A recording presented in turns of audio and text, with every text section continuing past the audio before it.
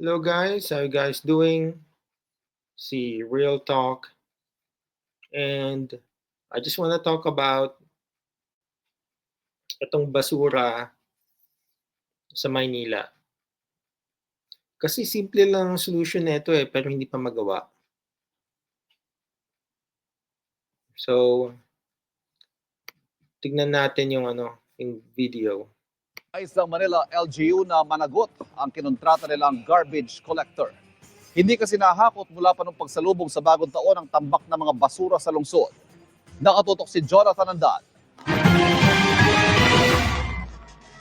Matapos ang salubong sa bagong taon, sangkaterbang basura ang naiwan sa lungsod.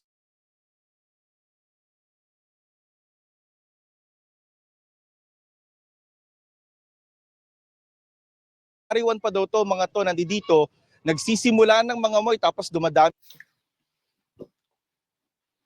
If you look sa mga basura, it seems like yung location nila is doon sa overcrowded ng mga tao sa overcrowded na neighborhood.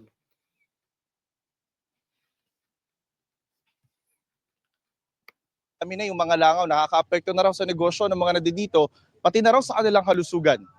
Nagkakasakit na ako ng ubo, di na ako makahinga.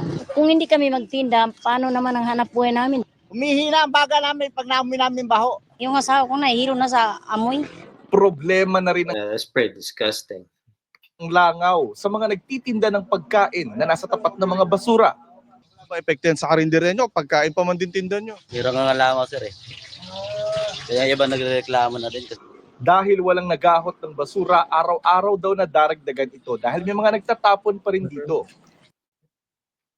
Sinasaway namin, nagagalit sila Okay, wala ka naman magagawa dyan Overcrowded yung neighborhood. Of course, people will just throw their trash wherever. Tapos, ayan, syempre may nakakita dyan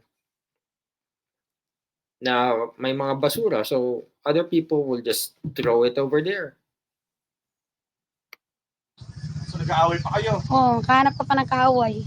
Bukod sa palengke, may tumpok din ng basura sa tapat ng eskwelahan, tapat ng mga bahay, tapat ng mga kainan, pati na ang truck ng bumbero, naharangan na rin ng basura. That's pretty bad. Paano na kung re-responde sa sunog? Di po makadaan at saka dapat po bigyan ng action to. Pero kahit naman tanggalin mo yung basura daming tao Like, kahit tanggalin mo pa yung mga basura na yun, ang daming mga taong palakad-lakad dyan Like, paano makakaalis yung bumbero?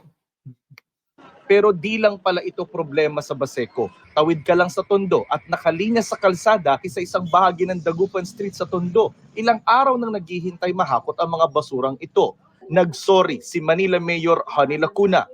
Tinawag niya itong pananabotahe at nangakong papanagutin daw nila ang kontraktor nila sa basura noong 2024 na hindi raw naghakot ng basura noong Kapaskuhan at salubong ng bagong taon. Pagpasok daw kasi ng January 1, bago na ang kontraktor ng Maynila na tagahakot ng basura. Gusto ko lamang po manghinang paumanhin at pangunawa sa ating po mga kababayan. Wala naman pong gusto na tayo. Okay. Dapat proactive kayo Alam nyo na magbabago kayo ng contractor. Dapat sinabi nyo to sa news, sa TV, sa internet, sa YouTube. Para alam ng public ang nangyayari. Okay? And dapat na may mga dumpster kayo, especially sa mga overcrowded na neighborhood. Yung mga dumpster na ganito.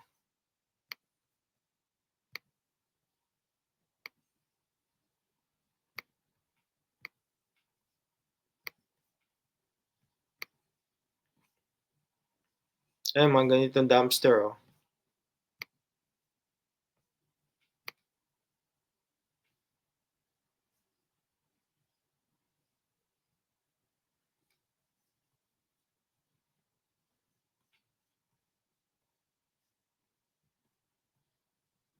Ganyan, oh. Ito.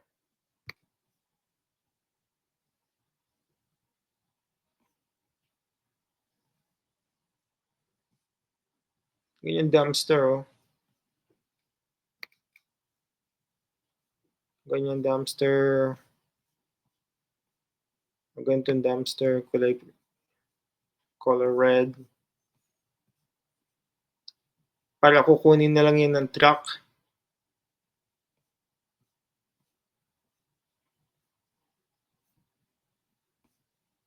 Ayan, oh. Lagay kayo ng ganyan o similar na dumpster. Para yung mga tao magtatapon na lang ng basura dyan, tapos kukunin nyo na lang yung dumpster, and you're just gonna take that kung saan tinatapon yung basura.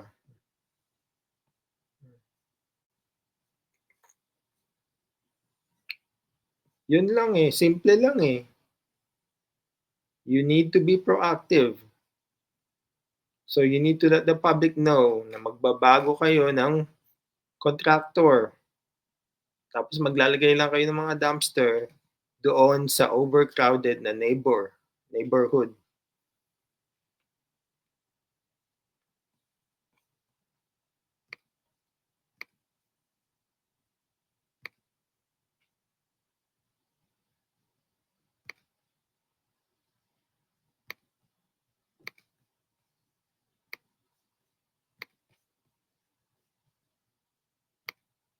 Tayo ay hindi agad makolekta ang basura. Sa ngayon po, nasa 91 trucks pala ang umiikot sa buong Kamaynilaan. 24 hours po ang ating pangongolekta ng basura ngayon.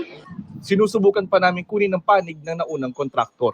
Para sa GMA Integrated News, Jonathan Andal, nakatutok, 24 oras. Wow. Okay, tapos na. So, yun lang naman po. Hopefully you guys have a good day. And peace out.